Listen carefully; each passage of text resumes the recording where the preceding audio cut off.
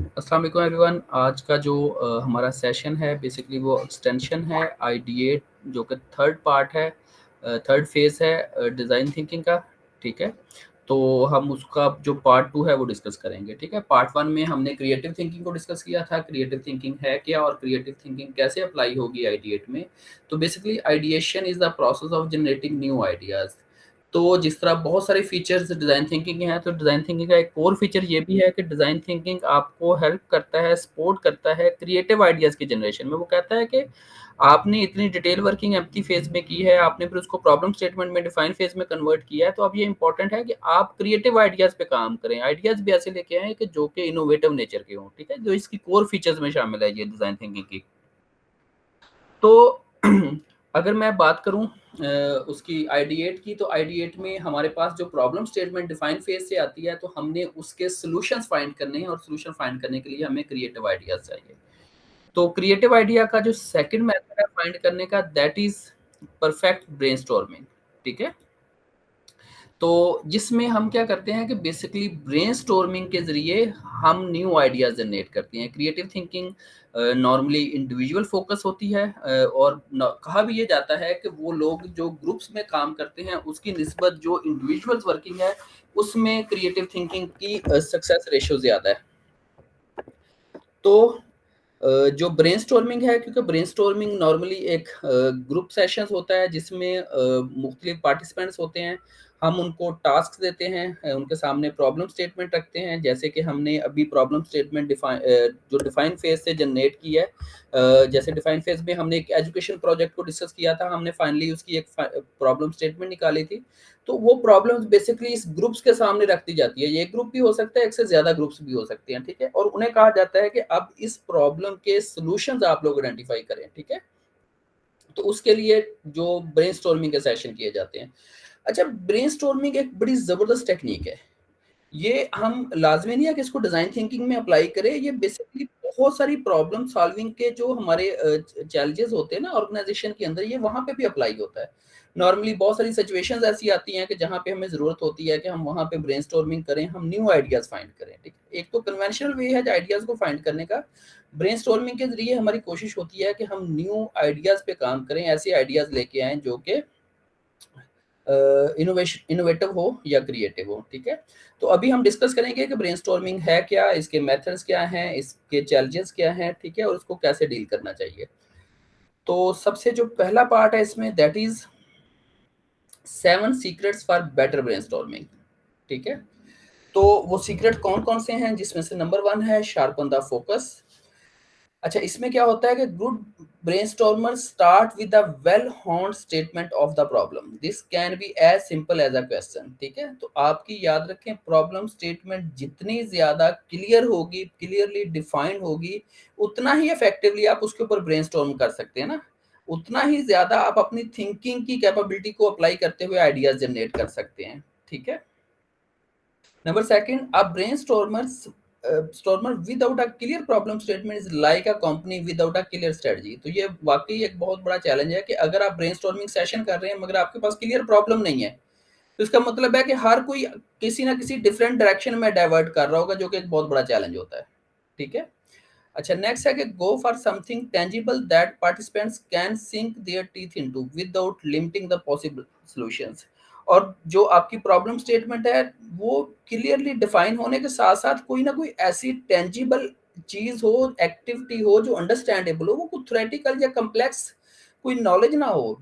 Basically वो कोई tangible issues पे डिस्कशंस हो रही हो, ठीक है? ताकि जो पार्टिसिपेंट्स हैं वो इसमें एंगेज हो सकें, वो अपने टैलेंट को, अपनी स्किल को अप्लाई करके उसके लिए कोई ना कोई सॉल्यूशन फाइंड कर सकें, ठीक है? तो ये सबसे पहला जो नीड है एक परफेक्ट ब्रेनस्टॉर्मिंग सेशन की, वो ये है कि आपके पास एक क्लियरली डिफाइंड प्रॉब्लम स्टेटमेंट हो, जिसको जो पार्टिसिपेंट्स हैं वो इजीली अंडरस्टैंड कर पाएं, ठीक है? यहाँ तक कोई क्वेश्चन है आप लोगों का तो आप मुझसे पूछ सकते हैं।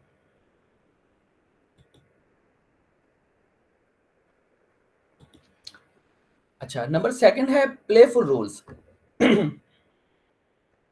अच्छा, इसमें आपने क्या करना है कि डोंट स्टार्ट टू क्रिटिक और डिबेट आइडियाज। ब्रेनस्टॉर्मिंग सेशन में ये सबसे इंपॉर्टेंट होता है कि आपने किसी भी आइडिया के ऊपर किसी किस्म का क्रिटिसिज्म नहीं करना। जी Rashid. Do you have any question? अस्सलाम वालेकुम सर। वालेकुम सलाम। सर आपने जो बताया क्लियरली टेंजिबल, तो यहाँ पे हम क्या इसके मीनिंग क्या लेंगे? जी जी, फर्दर कुछ कहना चाह रहे हैं आप? जी, क्लियरली टेंजिबल प्रॉब्लम क्या हो सकती है सर? कोई एग्जांपल अगर आप दें काइंडली। अच्छा, बेसिकली टेंजिबल से मुराद ये थी कि जो आप करने जा रहे हैं ना, या जो आप बेसिकली ड्रा करना चाह रहे हैं, वो कोई ना कोई ऐसी चीज हो जिस पे लोगों को आप ना एंगेज कर सकें, वो इसको अंडरस्टैंड कर सकें, ठीक है, कम से कम उसको इमेजिन तो कर सकें। अब मैं फॉर एग्जांपल आप टीम को एक इकट्ठा करूं सबको, और इकट्ठा करके कहूं कि बेसिकली जो गैलेक्सीज के अंदर मल्टीपल स्टार्स हैं, हम उनके दरमियान एक कम्युनिकेशन का जो चैनल बिल्ड करने की कोशिश कर रहे हैं कि हम अगर एक रोड या ट्रेन के जरिए वहां पे लेके जाएं, ठीक है।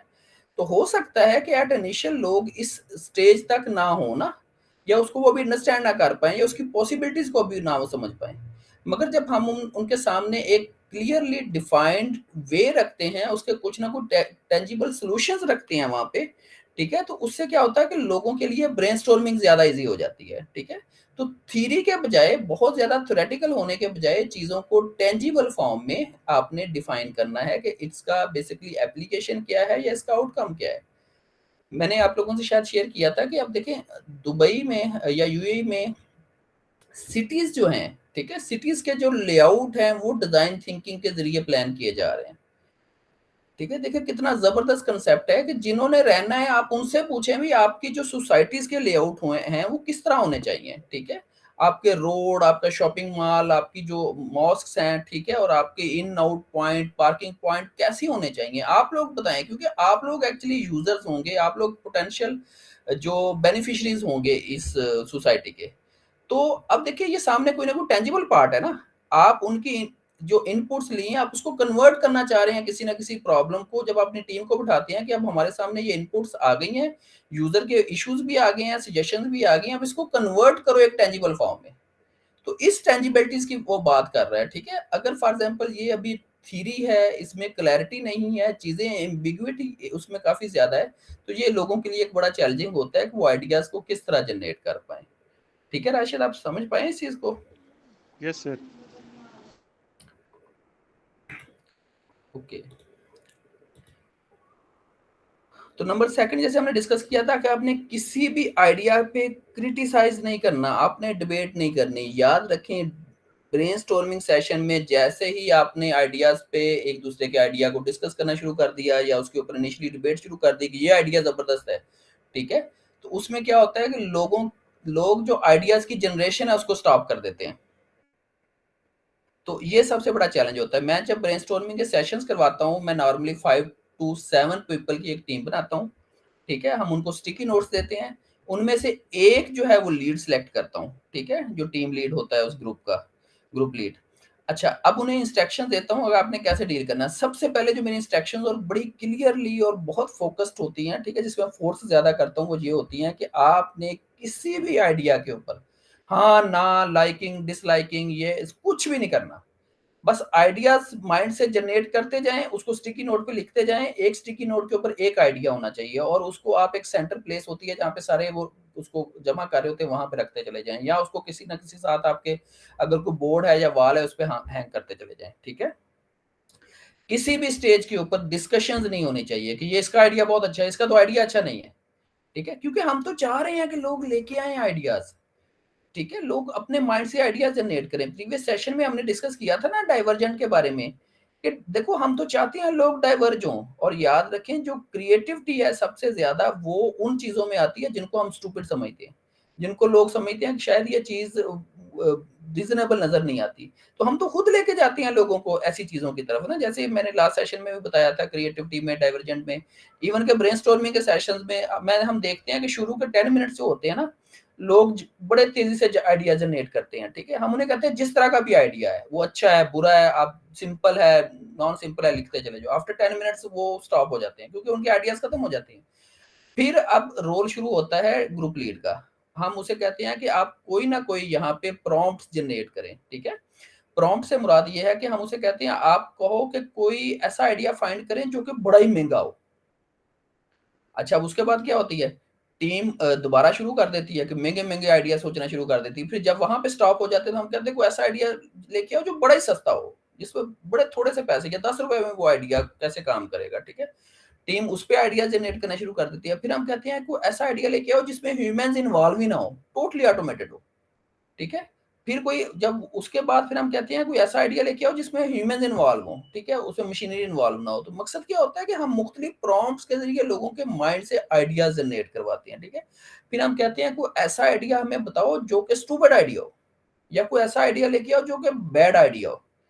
क्यों? क्योंकि नॉर्मली लोग बैड आइडिया से, स्टूपिड आइडिया से शेम फील करते हैं ना, कि फॉर एग्जांपल लोग क्या कहेंगे ऐसा आइडिया, मगर हम तो खुद उन्हें कहते हैं कि ऐसा आइडिया लेके आओ जो कि बहुत बैड आइडिया हो। मैं उसकी एक एग्जांपल बताता हूँ कि मसलन हम एक सिचुएशन रखते हैं टीम के सामने, हम उसे कहते हैं क्रिएटिविटी के सेशन में या ब्रेनस्टॉर्मिंग के सेशन में कि फॉर एग्जांपल घर में फैमिली बैठी हुई है, ठीक है, फैमिली में 8 टू 10 मेंबर्स हैं और सारे के सारे अपने डिवाइसेस पे एंगेज्ड हैं। तो आप कोई ऐसा बैड आइडिया फाइंड करें कि जिससे हम लोगों को उनकी डिवाइसेस से दूर कर सकें, ठीक है। अब इसमें बड़े सारे बैड आइडियाज हो सकते हैं, आप उनके मोबाइल तोड़ दें, आप उनके मोबाइल छुपा दें, आप नेटवर्क को तोड़ दें, आप नेटवर्क खत्म कर दें। इस तरह के बहुत सारे आइडियाज फाइंड करते हैं, ठीक है।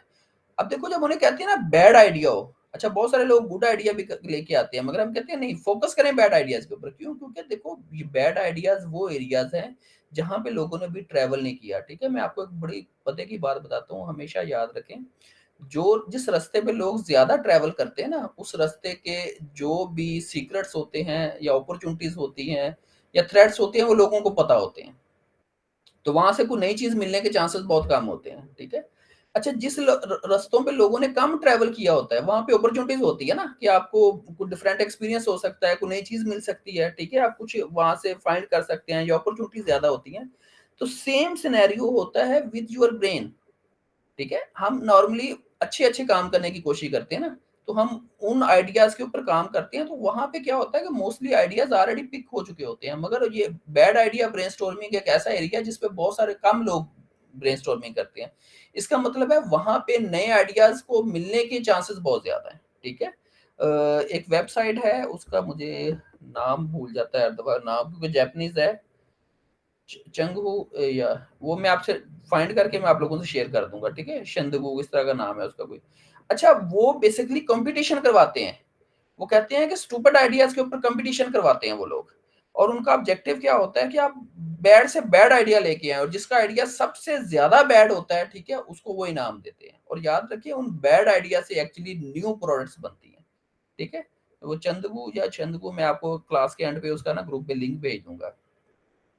तो इसलिए जो सबसे इंपॉर्टेंट पार्ट है वो ये वाला है कि किसी भी आइडिया के ऊपर ना आपने क्रिटिसाइज करना है ना डिबेट करनी है, बस लोगों को इनकरेज करना है कि generate your ideas, generate your ideas even without identification.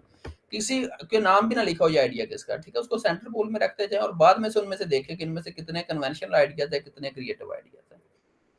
तो नॉर्मली एक के बारे में ये भी कहा जाता है कि एट इनिशियल जो आइडियाज आप जनरेट कर रहे होते हैं वो कन्वेंशनल या नॉर्मल आइडियाज होते हैं, ठीक है। उसके बाद जब आपका माइंड फर्दर वर्किंग करता है तो थोड़े से आप जो है अनकन्वेंशनल आइडियाज लेके आते हैं, और जब आप फर्दर वर्किंग करते हैं तो फिर क्रिएटिव आइडियाज आते हैं। नॉर्मली जो ब्रेनस्टॉर्मिंग सेशन है वो 40 टू 45 मिनट से ज्यादा नहीं होना चाहिए, ठीक है, प्रॉपर्ली गाइडेड हो और उसमें मुसलसल लोग एंगेज्ड हों, ठीक है। उसमें देखिए आपकी सिर्फ कोशिश क्या है, आप इस प्रोसेस को समझें कि आपने लोगों को हेल्प आउट करना है कि वो अपने माइंड को यूज करते हुए अच्छे आइडियाज, डिफरेंट आइडियाज जनरेट करें, और उसमें कोशिश करें डाइवर्स नेचर के पीपल या टीम्स होनी चाहिए, डाइवर्सिटी होनी चाहिए यानी आपके ग्रुप्स में ना, ताकि आपके पास डाइवर्स आइडियाज आ सके। अगर सारे के सारे एक ही तरह के लोग होंगे, एक ही कैटेगरी के लोग होंगे, तो आइडियाज भी एक ही तरह के आएंगे, ठीक है। इसके ऊपर कोई क्वेश्चन है आप लोगों का?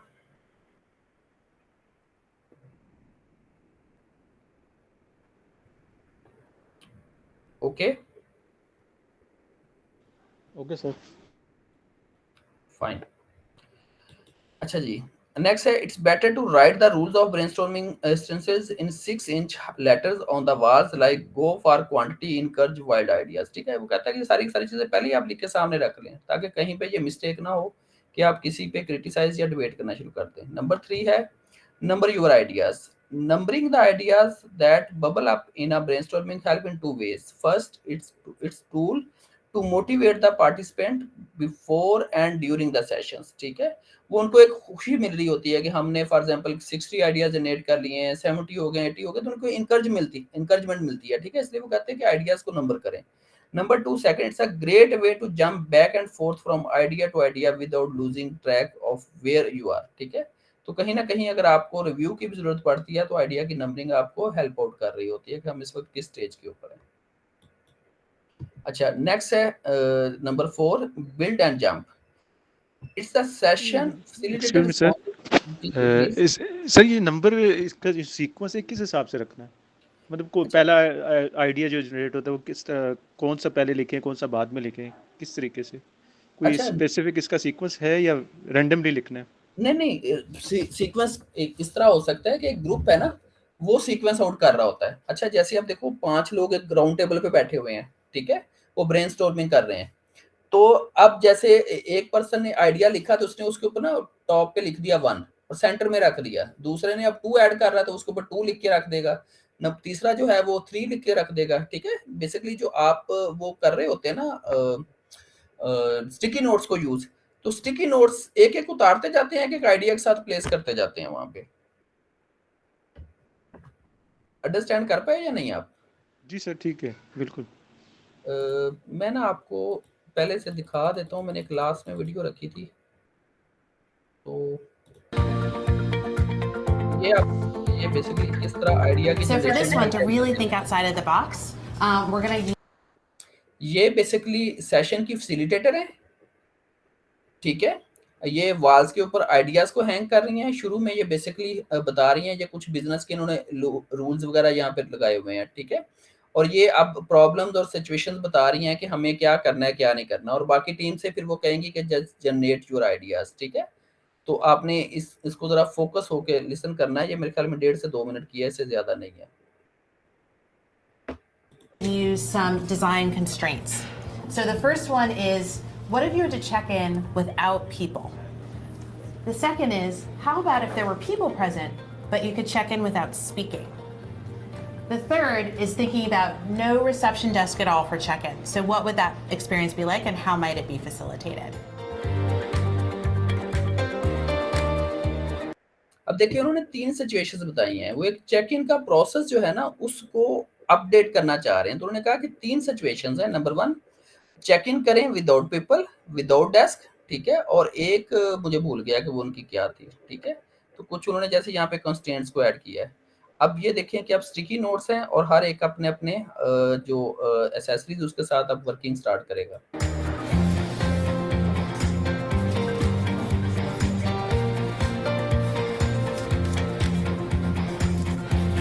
How about you get handed a treasure map, but it's actually a treat map when you first walk in, and you go through the hotel lobby and get specific things on your way to your room. Oh, great. If you just had a record player in the lobby and then you just played the record player when someone walked in and it gave you all the instructions and everything that you needed. That's fun. That's fun on that idea. For a check-in without people, this could be like a robotic, you know, like whatever this guy, baggage cart type of thing. And so basically you're just interacting with the cart. And it moves on its own. It knows where your room is, so you're kind of just following it. Maybe it has some like, you know, smart thing you can pay there somehow. Don't know how it works, but Yeah, no, but I love that. That's really cool. Gosh, this is really, really helpful. I think some of these constraints kind of really help us think outside the box. And I really love the ideas that seem really rich and immersive, even though they have no people in them, like the audio tour or using different types of technology. So thanks a lot.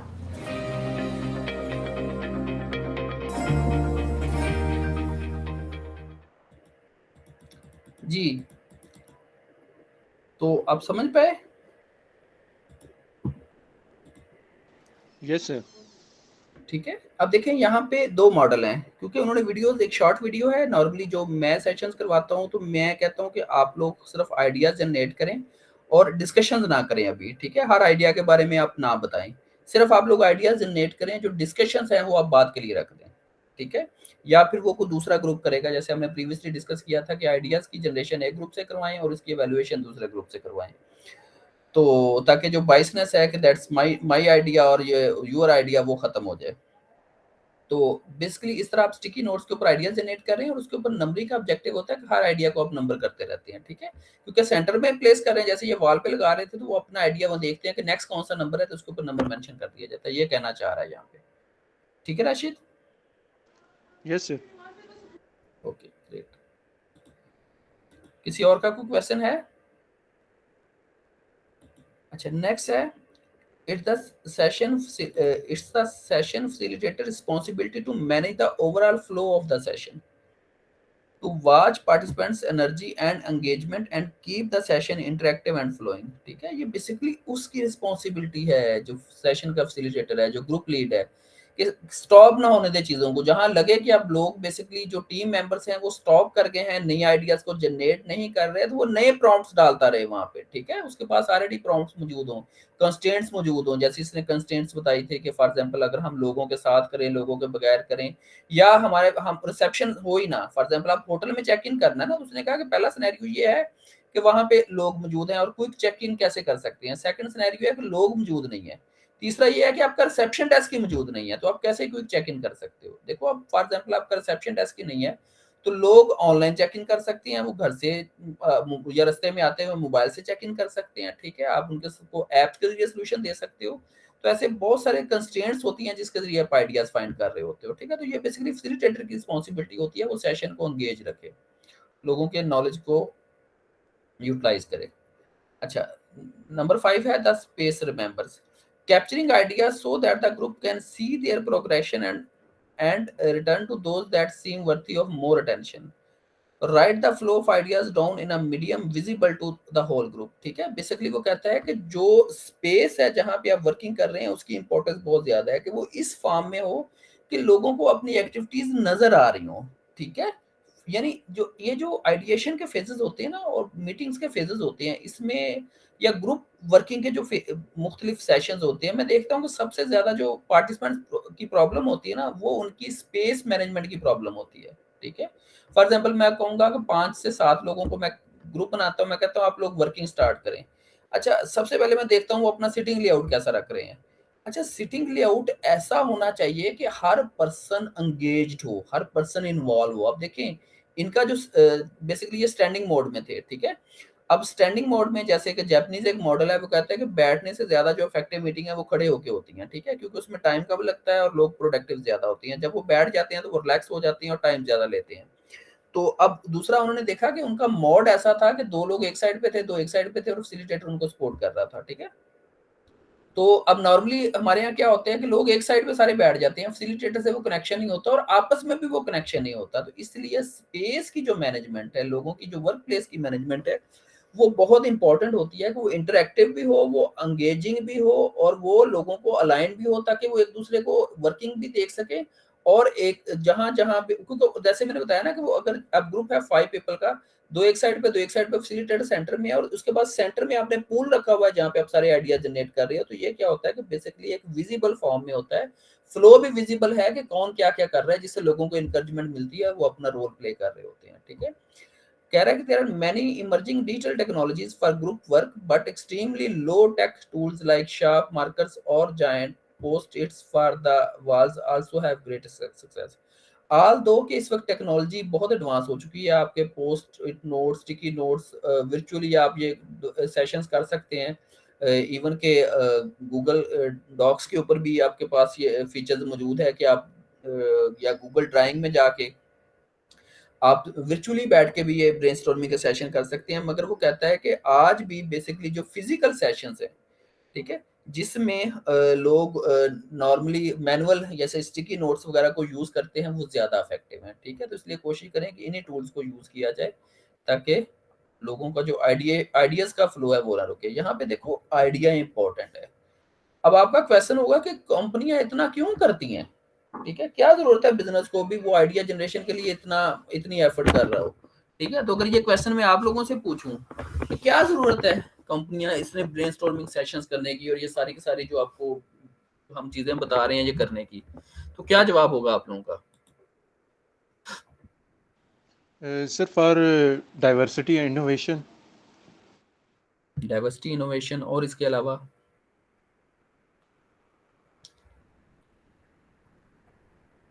Sir profit generation अगर business point of view से देखा जाए तो जी, आज के दौर में याद रखें आइडिया की इम्पोर्टेंस सबसे ज़्यादा है। एक आइडिया कंपनी की जो किस्मत है उसको 360 पे बदल सकता है, ठीक है? पैराडाइम शिफ्ट लेके आ सकता है उसके लिए। और बिज़नेसेस इस वक़्त भूखे हैं न्यू आइडियाज़ के। देखो, चीज़ें क्या हैं दुनिया में? अगर हम देखें तो हर चीज़ कोई ना कोई आइडिया है। देखो इलेक्ट्रिसिटी इज़ एन आइडिया, कल इलेक्ट्रिसिटी से बेहतर कोई चीज़ आ जाए, तो वो एक नया आइडिया होगा। मोबाइल इज़ एन आइडिया, ठीक है? Internet is an idea.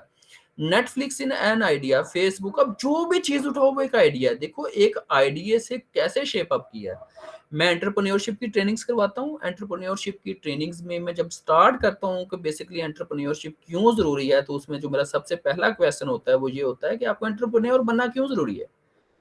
ठीक है, नॉर्मली जो सेशन में लोग मिस्टेक करते हैं वो प्रोडक्ट से स्टार्ट करते हैं, मैं एंटरप्रेन्योरशिप से स्टार्ट करता हूँ, उनके माइंडसेट से स्टार्ट करता हूँ। मेरा पहला क्वेश्चन होता है कि क्यों जरूरी है।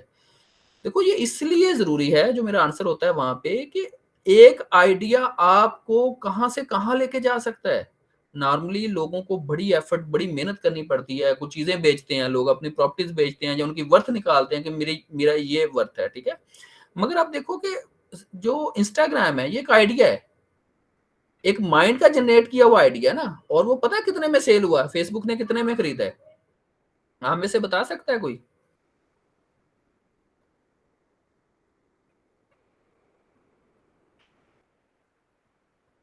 1 बिलियन डॉलर में, ठीक है। और व्हाट्सएप कितने में सेल हुआ है, फेसबुक ने कितने में व्हाट्सएप को बाई किया, 18 बिलियन डॉलर। और पाकिस्तान की अगर आप टोटल रिजर्व की बात करें तो मेरे ख्याल में इस वक्त वो कुछ 6 7 या कुछ 4 तक कुछ अर्सा पहले रहे हैं, इसी पे घूम रहे हैं, ठीक है। तो देखो एक आइडिया ने इतनी वर्थ वो बन गई, ठीक है, कि इस हद तक वो चला गया, ठीक है। तो बेसिकली बिजनेसेस के लिए आइडियाज की इंपॉर्टेंस बहुत ज्यादा है। ये जो आइडियो जो जिसकी मैंने अभी आपको वीडियो दिखाई है, आइडियो बेसिकली एक डिजाइन फर्म है। लोग इनके पास आते हैं कि आप हमारे लिए प्रोडक्ट्स डिजाइन करें, हमारे लिए स्पेसेस डिजाइन करें, ठीक है। अब देखो स्टीव जॉब ने कंप्यूटर उसने बनाया, ठीक है, अपने लिए, अपनी ऑर्गेनाइजेशन एप्पल के लिए, मगर उसके लिए जो माउस है वो इस फर्म से डिजाइन करवाया, ठीक है। इन्होंने और बहुत सारी जो प्रोडक्ट्स हैं वो डिजाइन किए हैं दूसरों के लिए। क्यों? क्योंकि इनके पास ऐसी टीम है, वो ट्रेन टीम है कि ब्रेनस्टॉर्मिंग कैसे करनी है, आपने एम्पैथी फेज में कैसे इन होना है, आपने डिफाइन कैसे करना है। इसने लोगों को वो स्किल्स का के वो डेवलप करके अपनी टीम बिल्ड की, और अब वो टीम बेसिकली दूसरों की प्रॉब्लम के सॉल्यूशंस फाइंड करती है, ठीक है। बिजनेस इनके पास आते हैं कि हमारे ये चैलेंजेस हैं, आप हमें इस प्रॉब्लम के सॉल्यूशन आइडेंटिफाई करके दें, ठीक है।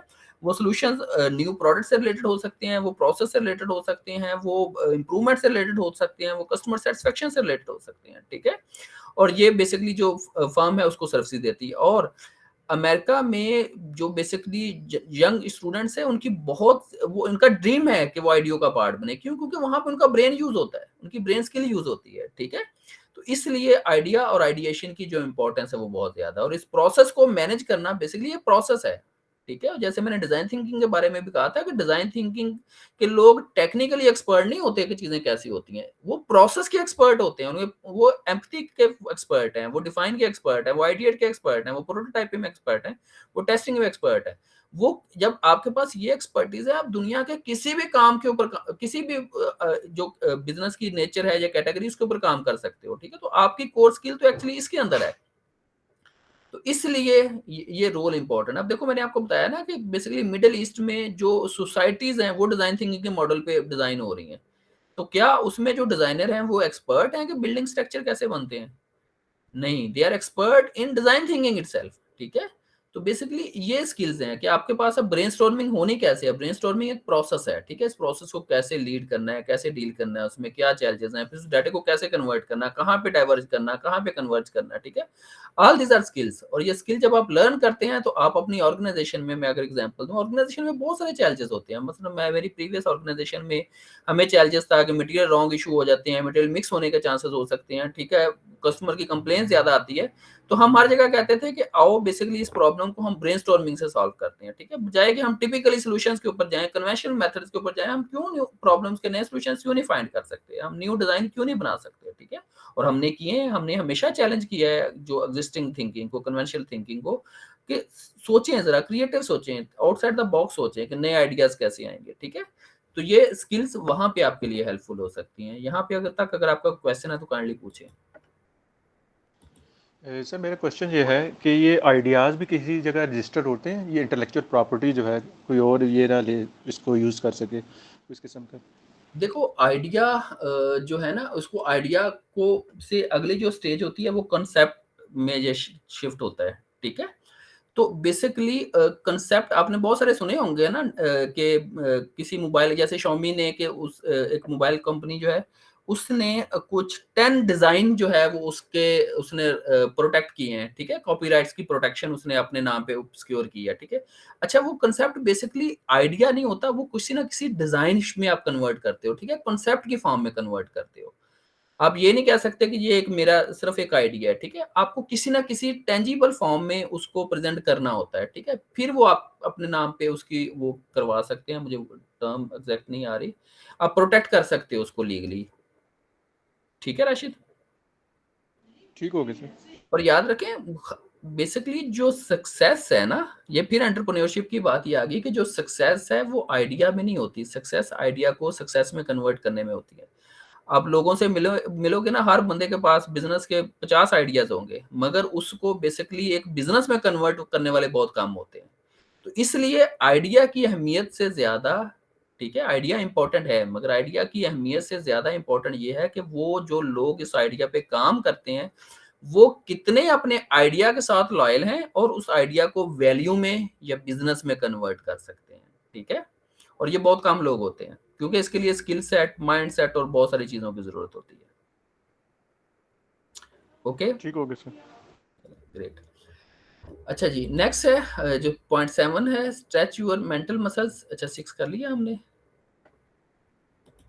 6 नहीं, okay, stretch your mental muscles, ठीक है। It is worthwhile to burn some time at the beginning of brainstorm during doing some form of group warm up, specially when the group has not work together before. कहता है कि brainstorming session को start करने से पहले better है कि आप कुछ ना कुछ ऐसे बेसिकली एक्टिविटीज कर लें इनफॉर्मल थोड़े से, कि जिससे लोगों की आपस में इंटरेक्शन हो जाए, ठीक है, थोड़ा सा वो इनफॉर्मली एक दूसरे के साथ अलाइन हो जाए। और ये उस सूरत में करें, वार्म अप करें टीम को जब इस ग्रुप ने इससे पहले इकट्ठा काम ना किया हो, ठीक है, या उससे पहले उन्होंने कभी इकट्ठे ब्रेनस्टॉर्मिंग ना की हो। When group seems distracted by pressing about unrelated issues, या उसमें कोई ऐसा चैलेंज हो जिसकी वजह से वो कंफर्टेबल फील ना कर रहे हो, तो सबसे पहले जो ग्रुप लीड होता है इसकी रिस्पॉन्सिबिलिटी है वो वार्म अप करे, ठीक है, आपस में लोगों को वो करे, मिंगल करने की कोशिश करें उनको, ताकि ये जो सेशन है वो इफेक्टिवली हो सके, ठीक है। अगेन जो कोर ऑब्जेक्टिव है सेशन का वो आइडियाज की जनरेशन है और क्रिएटिव आइडियाज की जनरेशन है, उसके लिए जितनी एफर्ट्स पॉसिबल है वो करने की जरूरत है, ठीक है।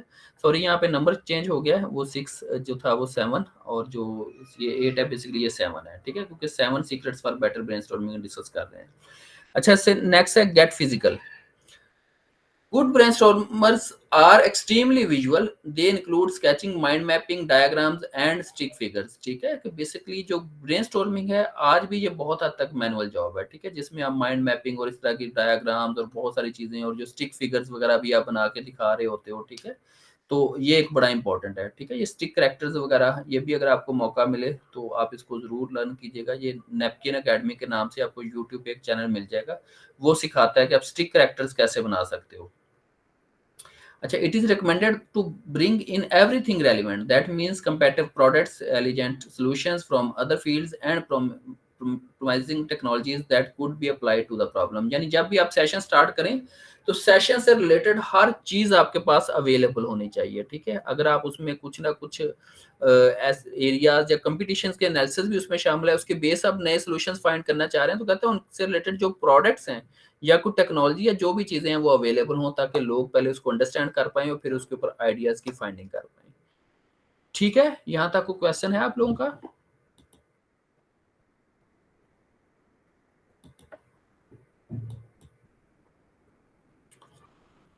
अच्छा जी, 6 वेज टू किल अ ब्रेनस्टॉर्मर। तो वो वेज कौन कौन से हो सकते हैं? कहाँ से आ गया? मैं पिछली करेक्शन भी कर दूं।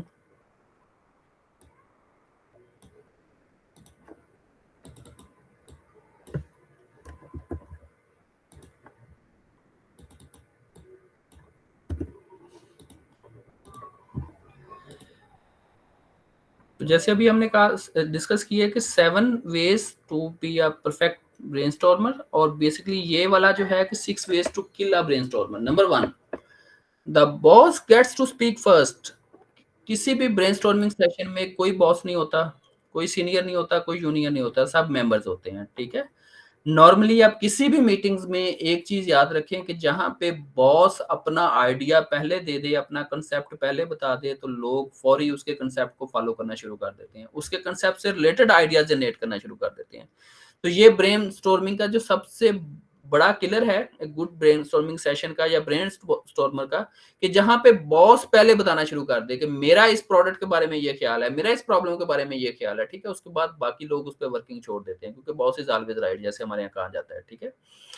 अच्छा, नंबर 2 है एवरीबॉडी गेट्स अ टर्न। इसमें क्या होता है कि हम बेसिकली बजाय के सेशंस को ओपन छोड़ें लोगों के लिए कि लोग खुद आइडिया जनरेट करें, हम उसको एक फॉर्मलाइज कर देते हैं, पहले आप बताओ, फिर आप बताओ, फिर आप बताओ। हालांकि ब्रेनस्टॉर्मिंग सेशंस में ऐसा नहीं होता। हर पर्सन अपनी मर्जी से आइडिया जनरेट करता जाए और उसको प्लेस करता जाए, जनरेट करता जाए, उसको प्लेस करता जाए, ना कि हम उस पर किसी ना किसी को कहें कि जी आपने कुछ नहीं बताया, आप भी ऐड करें, ठीक है। एक्सपर्ट्स ओनली प्लीज, ये भी एक बहुत बड़ा चैलेंज है ब्रेनस्टॉर्मिंग सेशंस का, कि जब हम एक्सपर्ट से कहें कि जी सिर्फ आप आइडिया जनरेट करें, इनको तो पता ही नहीं है।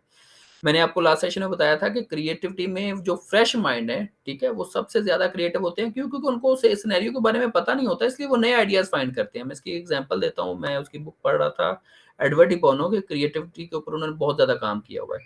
तो वो कहते हैं कि ग्रीस में हमने बेसिकली एक प्रोजेक्ट पे काम किया, तो हमने मैट्रिक के जब हाई स्कूल के जो बच्चे थे उनको लेके आए, हम बच्चों से क्रिएटिविटी कुछ क्रिएटिव आइडिया जनरेट करवाना चाह रहे थे। हमने उनको थोड़ी सी ट्रेनिंग दी ब्रेनस्टॉर्मिंग की, क्रिएटिव थिंकिंग की। तो उसके सामने हमने इशू रखा। अब इशू ये था कि बेसिकली एक कंपनी का प्रॉब्लम था। कंपनी की चाह रही थी कि अपने स्टाफ को हम इनकरेज कर रहे हैं कि वो वीकेंड्स के ऊपर भी काम करें, हम उनको एक्स्ट्रा पे करेंगे, मगर लोग उसके लिए एग्री नहीं हो रहे, ठीक है। हमारे पास ऑर्डरिंग ज़्यादा है, हमारे पास ज़्यादा यानी डिमांड है, तो हम वीकेंड्स पे चाह रहे हैं काम करना, मगर हमारी टीम उसके ऊपर वर्किंग के लिए तैयार नहीं हो रही।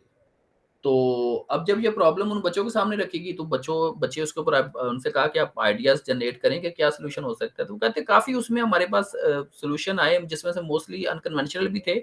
तो एक बच्चे ने कहा कि आप प्रॉब्लम मुझे देखिए, जब आपने कहा कि हम अपने उन लोगों से काम करवाना चाह रहे हैं, तो आप उसके बजाय सिर्फ वीकेंड्स के लिए न्यू वर्कफोर्स क्यों नहीं हायर कर लेते? तो कहते हैं कि ये बड़ी एक सिंपल सी चीज़ थी, मगर इससे पहले हम एक्सपर्ट्स ने, जो उस कंपनी के एक्सपर्ट थे, बहुत दफ़ा इन चीज़ों पे सोचा। किसी ने भी ये चीज़ नहीं सोची कि हम बेसिकली वीकेंड्स के ऊपर नई वर्कफोर्स क्यों ना रख लें। अच्छा, उनसे पूछा गया कि आपने ये इस चीज़ के ऊपर क्यों नहीं सोचा? तो उन्होंने कहा कि हमने हमारे माइंड में ऑलरेडी ये था कि बेसिकली जो लोग हैं वो वीकेंड्स पे काम करना पसंद नहीं करेंगे। ठीक है? उन्होंने कहा अब देखो, जब उन्होंने इसको अप्लाई किया, तो वाक़ई जब उन्होंने कहा कि सिर्फ़ वीकेंड्स के लिए हमें वर्कफ़ोर्स चाहिए, तो बहुत सारे लोगों ने अप्लाई किया और उनको वहाँ से बहुत अच्छे रिसोर्सेज़ भी मिल गए, क्योंकि बहुत सारे लोग वो वीकेंड्स पे अवेलेबल हैं, वो अर्न करना चाह रहे थे, वो उसका पार्ट बन गया उनकी टीम का। तो अब जो उनका ये वाला चैलेंज था कि एक्जिस्टिंग टीम नहीं काम करना चाह रही थी, वो भी सॉल्व हो गया, नया भी हो गया, ठीक है? तो अब नॉर्मली क्या होता है कि बेसिक, जैसे मैंने आपको बताया ना, एक्सपर्ट्स का चैलेंज क्या होता है कि एक्सपर्ट्स अपनी फील्ड में एक्सपर्ट होते हैं। एक्सपर्ट्स बहुत ज्यादा क्रिएटिव आइडिया जनरेट नहीं कर सकते। क्यों? क्योंकि उनके माइंड में ऑलरेडी पैटर्न्स फिक्स हो चुके होते हैं, वो उसी में से ही कोई ना कोई आंसर दे सकते हैं, उससे बियॉन्ड नहीं जा सकते। तो इसलिए जो एक्सपर्ट ओनली ऑप्शन है, ये भी क्रिएटिविटी की तरफ आपको लेके नहीं जा सकती, नए आइडियाज फाइंड नहीं कर सकती, ठीक है। अच्छा, number 4, do it of site. बहुत सारे लोग कहते हैं जी क्रिएटिविटी के सेशंस दूर-दराज इलाकों में हों, जैसे हमारे यहाँ कहते हैं जी स्वात मीटिंग्स होंगी, मरी मीटिंग्स होगी। कहता है वो इफेक्टिव हो सकती हैं, मगर इतनी भी नहीं है जितनी हमें लग रही होती हैं, ठीक है? तो ऑफ साइट में आप कोशिश करें, आप ऑफिस के अंदर भी ऐसी स्पेस ले सकते हैं जहाँ पे आपको 1 घंटे के लिए ज़रा साइलेंट वो एक प्लेस हो और आपको टाइम मिल जाए, फोकस टाइम, तो आप उसमें क्रिएटिव हो सकते हैं, ठीक है। अच्छा, नंबर 5 है नो सिली स्टफ। यानी फॉर एग्जांपल जैसे हमने कहा ना कि कोई वहाँ पे बैड आइडिया ना हो, कोई स्टूपिड आइडिया ना हो, तो ऐसा नहीं हो सकता, ठीक है। जो भी चीज़ है, आइडिया कोई भी हो सकता है, और नॉर्मली ऐसे ही एरिया से, ऐसे ही डोमेन से, बैड और स्टूपिड आइडिया से आपको नए आइडियाज़ मिलते हैं, ठीक है। और एक 6 पॉइंट है कि राइट डाउन एवरीथिंग, ठीक है। आइडिया सेशन में बहुत सारे लोग क्या होते हैं, वो प्रोसेस को राइट डाउन करना शुरू कर देते हैं, ठीक है। कि भाई तुम ये लिखो कि तो पहले आइडिया किसने जनरेट किया, दूसरा किसने किया, तीसरा, और वो किसने क्या-क्या किया, किसने क्या बोला, ये वो।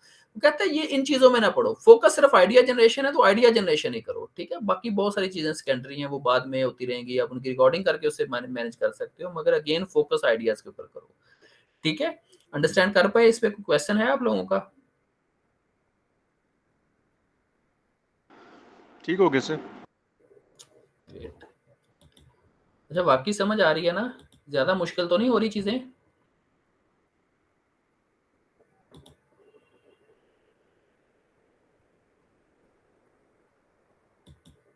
कोई जवाब नहीं। अच्छा जी, setting up a brainstorming session, तो आपने कैसे करना है? उसके लिए स्पेसिफिक होमवर्क करें। सबसे पहले आपने करना क्या है, प्रॉब्लम स्टेटमेंट वगैरह लेके आए, रूम्स ऐसे लें जो कंफर्टेबल रूम हो, ठीक है, जिसमें डिस्ट्रैक्शंस ना हो, ठीक है। 6 to 8 पीपल मैक्स होने चाहिए ग्रुप पे, बहुत ज़्यादा लोग नहीं होने चाहिए। पेपर और पोस्ट इट्स ये मौजूद होने चाहिए वहाँ पे, ऐसा ना हो कि आधा काम और ये चीज़ें खत्म हो जाएं, ठीक है। कलर मार्कर्स दें ताकि लोग उसके मुताबिक चूज कर सकें। व्हाइट बोर्ड्स होने चाहिए और काफ़ी और स्नैक्स वहाँ पे ज़रूर रखें ताकि लोग अपनी नीड के मुताबिक इन चीज़ों को भी यूज़ कर सकें, ठीक है। How the brainstorming process works, everyone will have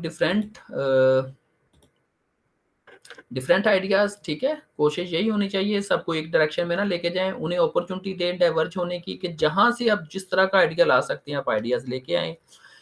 the person will work individually and then bring the ideas in group for discussions, ठीक है। तो आइडिएशन प्रोसेस में ग्रुप डिस्कशंस नहीं होती, ठीक है। जो ब्रेनस्टॉर्मिंग सेशन है, हर पर्सन, जैसे आपने वहां पे देखा, अभी मैंने आपको जो वीडियो दिखाई थी कि इंडिविजुअल्स ने आइडिया जनरेट किए, ठीक है, और उसको वहां पे प्लेस किया, ठीक है। उसके ऊपर वो डिस्कशन वो बाद में बता रहे थे कि मेरा ये आइडिया। तो आइडिया जब आपका माइंड जनरेट कर रहा, तो आपने इंडिविजुअल वर्किंग करनी है।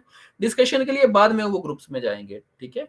Individuals explain how they approach the problem, तो वो प्रॉब्लम को basically individuals explain how they approach the problem, तो वो अपनी अंडरस्टैंडिंग भी शेयर कर सकते हैं एट द एंड के वो प्रॉब्लम को बेसिकली किस तरह ले रहे होते हैं, क्योंकि नॉर्मली हर पर्सन की थिंकिंग और अंडरस्टैंडिंग डिफरेंट है, ठीक है। जब आप उनके सामने सिनेरियो और प्रॉब्लम रखते हैं तो बहुत सारे लोग जो होते हैं उनके लेंस, जो चीज़ों को देखने के जो लेंस है या प्रॉब्लम को अंडरस्टैंड करने के लेंस डिफरेंट होते हैं। तो वो अपनी अप्रोच बता देता है कि मैं इस प्रॉब्लम को बेसिकली प्रोग्रेसिव देख रहा हूँ, मैं पैसिमिस्टिक होकर देख रहा हूँ, ठीक है, मैं इसको टेक्नोलॉजी का पॉइंट ऑफ व्यू से देख रहा हूँ, या मैं इसको लो टेक्नोलॉजी का पॉइंट ऑफ व्यू से देख सकता हूँ, तो वो अपनी अप्रोच बता सकता है। In group then combine and refine the ideas, ठीक है। ग्रुप में जितने भी आइडियाज कलेक्ट हो गए हैं उनको सबसे पहले कंबाइन कर लें। नॉर्मली 45 जो मिनट का एक सेशन होता है जिसमें 6 to 8 पर्सन होते हैं, उनको टारगेट होना चाहिए कि वो एटलीस्ट 100 आइडियाज जनरेट करें, ठीक है। और सबसे पहले कंबाइन करें, फिर रिफाइन में ये हो सकता है कि जब उनको रिव्यू किया जाए, वो सेम ग्रुप भी कर सकता है। रिकमेंडेड ये है कि वो अदर ग्रुप हो, ठीक है, दूसरे लोग हों, उनको रिफाइन करें, उनमें से देखेंगे कौन से कन्वेंशनल आइडियाज हैं जो आम हैं और कौन से क्रिएटिव आइडियाज हैं, ठीक है। And finally come up with better solutions, यानी इसमें क्या होगा कि आपने जो आइडियाज को रिफाइन किया है अब उसको सॉल्यूशन में कन्वर्ट करना है, ठीक है। सॉल्यूशन की कन्वर्जन में प्रोटोटाइपिंग इंपॉर्टेंट होती है। डायरेक्ट एप्लीकेशन के बजाय हम उसके प्रोटोटाइप्स बनाते हैं। And remember we get quantity from individuals, we get variety of ideas from individuals but we get quality and refinement of the ideas from groups। तो बेसिकली अब याद रखें, आइडियाज में जो आइडिया की जनरेशन है, क्योंकि हर पर्सन अपना माइंड यूज करता है तो वो क्वांटिटी आपको दे सकता है, मगर उसकी जो क्वालिटी है, आइडियाज की रिफाइनमेंट है, वो याद रखें हमेशा ग्रुप करेगा, ठीक है। ग्रुप में डिस्कशन होकर करेंगी, वो हम इंडिविजुअल्स को नहीं देंगे। ओके, यहाँ तक कोई क्वेश्चन हो आप लोगों का?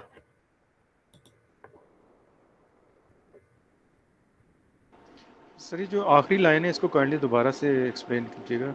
जी, अच्छा, जैसे लिखा है ना, remember we get quantity from individuals, we get variety of ideas from individuals but we get quality and refinement of the ideas from groups। 4 से 5 लोगों का ग्रुप था, ठीक है, उन्होंने आइडियाज जनरेट कर लिए, क्वांटिटी मिल गई, और इंडिविजुअल्स ने आइडिया जनरेट किया ना, हर इंडिविजुअल ने अपना अपना आइडिया जनरेट करते गए और वो हैंग करते चले गए, ठीक है। तो कहता है क्वांटिटी आपको वहां से मिल गई, उन्होंने 100 आइडियाज आपको दे दिए हैं, मगर क्वालिटी और रिफाइनमेंट को आप इंडिविजुअल्स को नहीं देंगे, एक एक इंडिविजुअल को नहीं देंगे, वो ग्रुप में होगा। एक एक आइडिया ग्रुप डिस्कस करेगा। 4 से 5 लोगों का ग्रुप है कि ये आइडिया बताएं कन्वेंशनल है या क्रिएटिव है, ठीक है, और इसको किस कैटेगरी में डालें, ठीक है, ये क्रिएटिव है या नहीं है। तो बेसिकली इस तरह आप उन आइडियाज को कन्वर्ट कर सकते हैं वैल्यू में, ठीक है, रिफाइन कर सकते हैं the form of group. Generation का प्रोसेस इंडिविजुअल्स होगा, रिफाइनमेंट का प्रोसेस ग्रुप्स में होगा। इसकी समरी ये है इस लाइन की। ओके, ठीक हो गया सर। और कोई क्वेश्चन हो आप लोगों का? सर इसमें फिर लीड का कहाँ पे रोल शुरू होगा? लीड से मुराद जो ग्रुप लीड है, ग्रुप लीड है जी। ग्रुप लीड का तो ड्यूरिंग द प्रोसेस उसकी वो इन्वॉल्व होता है ना। देखो ग्रुप लीड का काम है प्रोसेस को मैनेज करना।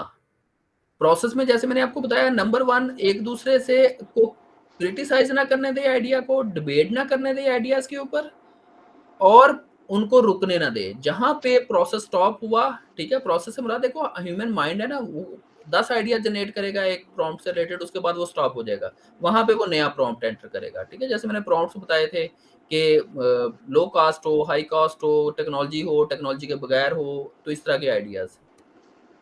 तो वो सर इस जो final discussion, sorry for cutting, जो फाइनल डिस्कशन है, ग्रुप की जो डिस्कशन होगी उसमें लीड का रोल होगा, वो भी डिस्कशन में शामिल होगा या नहीं? अच्छा जी जी बिल्कुल, जो फाइनल है उसमें वो शामिल होगा, मगर जब फाइनल डिस्कशन में अब उसका जो रोल है ना, कि उसके पास कोई स्पेशल अथॉरिटी नहीं होती, वो एक मेंबर का रोल ही प्ले कर रहा होता है। ठीक है, डेमोक्रेटिक होता है, ये वो ग्रुप ही ठीक फाइनल कर रहा होता है चीजें। ठीक हो गया सर। ठीक है, टीम लीड का यहाँ पे कोई उसके पास ऐसा एक्स्ट्रा अथॉरिटी नहीं है, सिर्फ हम टीम लीड इसलिए उसको बनाते हैं कि वो प्रोसेस को स्टॉप ना होने दे, किसी को क्रिटिसाइज ना करने दे। ठीक है, और वो स्किलफुल पर्सन होना चाहिए। जब आइडियाज जनरेट कर लिए, फिर अब एक ऑप्शन ये है कि सेम ग्रुप, मगर जैसे मैंने बताया कि रिकमेंडेड है कि अल्टरनेट ग्रुप्स, एक ग्रुप के आइडियाज दूसरे को दे दिए, दूसरे ग्रुप के आइडियाज तीसरे को दे दिए, आप लोग रिफाइन करें। ठीक है, तो वहां पे वो सब एक जैसे लोग होते हैं, उसमें ग्रुप लीड सेपरेट पर्सन नहीं होता। ठीक है, वो टीम मेंबर के तौर पे अपना वर्क परफॉर्म करता है। ओके राशिद, ठीक हो गया सर। मेरी बड़ी ख्वाहिश है कि ये वाले जो सेशंस हैं ये फिजिकल सेशंस हों, टास्क दिए जाएं, प्रॉब्लम दिए जाएं, आप लोग उसके ऊपर वर्किंग करते हैं, मगर डेफिनेटली यहाँ पे हमारे पास ये लिमिटेशंस हैं। ठीक है, तो इसलिए मैं आपको वर्चुअली थोड़ा सा गाइड कर सकता हूँ, या मुझे कोई वीडियो मिलती है मैं वो आप लोगों को दिखा सकता हूँ। तो इससे जो मेरी कोशिश होती है कि कम से कम मैं कंसेप्ट आपको एक्सप्लेन कर दूं। अगर आप क्रिएटिविटी इस एरियाज के बारे में ज़्यादा रीड करना चाहते हैं तो मैं आपको रिकमेंड करूंगा, एक राइटर हैं, she is professor of creativity and entrepreneurship in Stanford university, America. उसका नाम है जी, मैं लिख देता हूँ चैट में, टीना सीलिक। ठीक है, इसकी कुछ 3 से 4 बुक्स हैं, जिसमें से मैंने वो इम्पोर्ट ही की हैं, मंगवाई हैं। छोटी-छोटी बुक्स हैं, मगर क्रिएटिविटी के कॉन्सेप्ट्स बहुत ज़बरदस्त हैं उसमें। ठीक है, तो आप लोग इसको, आपको ऑनलाइन भी इससे रिलेटेड कंटेंट मिल जाएगा, इसकी राइटिंग ऑनलाइन भी काफ़ी हैं, तो आपके लिए हेल्पफुल हो सकती हैं ये। ठीक, और क्वेश्चन हो इसका आप अच्छा, ये नेक्स्ट था हमारे पास basically cons of a brainstorming session. तो सारे के सारे इसके हमारे पास एडवांटेजेस नहीं है, प्रोन्स नहीं है, कॉन्स भी हैं। एक तो ये होता है कि वो कहते हैं ब्रेनस्टॉर्मिंग सेशन में आपके पास बड़े जेनेरिक किस्म के आइडियाज आते हैं। ठीक है, lot of ideas floating in the air, कि कहीं से कोई भी आइडिया आ सकता है। ठीक है, वो पॉसिबल है, नहीं भी पॉसिबल। ठीक है, देयर इज फ्री राइडिंग, जहां जिस तरफ मर्जी निकल जाओ। ठीक है, जैसे आपको बताया ना कि स्टूपिड, बैड, ये वो कहते हैं ये बड़ा चैलेंज होता है कि आप हर आइडिया को वैल्यू में कन्वर्ट भी नहीं कर सकते। Someone is very dominant, normally क्या होता है, कोई ना कोई लोग ज्यादा डोमिनेट हो जाते हैं। ठीक है, हर ग्रुप मीटिंग्स में ये होता है ना कि कुछ लोग डोमिनेट होते हैं, कुछ बेचारे वो वेट कर रहे होते हैं कि हमें भी मौका मिले।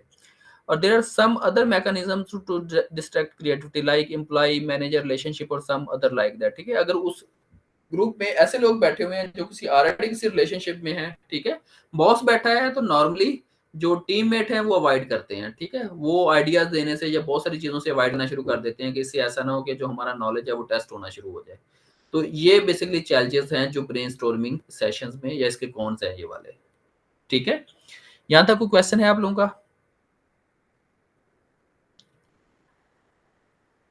अब जो हमारा नेक्स्ट पार्ट होगा, क्योंकि आज के पार्ट में मेरी कोशिश थी मैं ब्रेनस्टॉर्मिंग को डिस्कस करूं, और उसके साथ साथ मैं डिस्कस करूं आपके सामने स्कैम्पर टेक्निक को। ठीक है, स्कैम्पर बड़े मजे की टेक्निक है। अच्छा, ये जो जहाँ पे कॉन्स है ना ब्रेनस्टॉर्मिंग के, इसके बहुत सारे कॉन्स जो हैं वो स्कैम्पर टेक्निक में कवर्ड है। ठीक है, और वो बेसिकली आपको गाइडेड एक डायरेक्शन में लेके जाती है। स्कैम्पर जो है वो एक ऑलरेडी एक बेसिकली एब्रीवेशन है, कि जिसमें से एस होता है सब्ट्रैक्ट, ठीक है, और सी से कंबाइन, ए से जो अडॉप्ट, तो इस तरह एम से मॉडिफाई वगैरह। तो बेसिकली जब हम उसको डिस्कस करेंगे ना, तो वो मैं बताऊंगा कि हर जो इसमें से जो एक वर्ड है वो एक प्रॉम्प्ट है, उस प्रॉम्प्ट को हम यूज करते हुए कैसे हम नए आइडियाज फाइंड कर सकते हैं, और उसका आपकी डेली लाइफ में बड़ी एप्लीकेशन है। ठीक है, तो इसलिए वो सेशन आज तो नहीं हो पाएगा क्योंकि आप लोगों ने थोड़ा लेट ज्वाइन किया है और हमारा ये टाइम आज के लिए एंड हो गया है। तो अगर पॉसिबल हुआ तो मैं इस संडे को इंशाल्लाह उसके लिए सेशन प्लान करूँगा, ठीक है? जिसमें हम स्कैम्पर टेक्निक्स को समझने की कोशिश करेंगे। तो कोई क्वेश्चन है आप लोगों का यहाँ पे?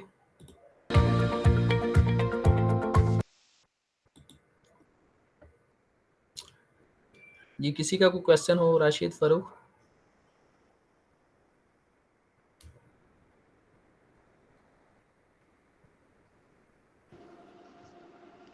सर ओके हो गया। अच्छा, चलें ये वीडियो एक दफ़ा मैं आप लोगों के सामने दोबारा रन करता हूँ, ठीक है? क्योंकि अब हम इस प्रोसेस को अंडरस्टैंड कर पाए, आपने इस प्रोसेस के पॉइंट ऑफ व्यू से इसको देखना है। ये बहुत सारी चीज़ें डिस्कशंस आपके सामने वो ग्रुप में इसलिए कर रहे हैं ताकि आप लोग अंडरस्टैंड कर पाएँ कि वो आइडियाज़ को कैसे जनरेट कर रहे हैं। So for this one, to really think outside of the box, we're going to use some design constraints. So the first one is, what if you had to check in without people? The second is, how about if there were people present?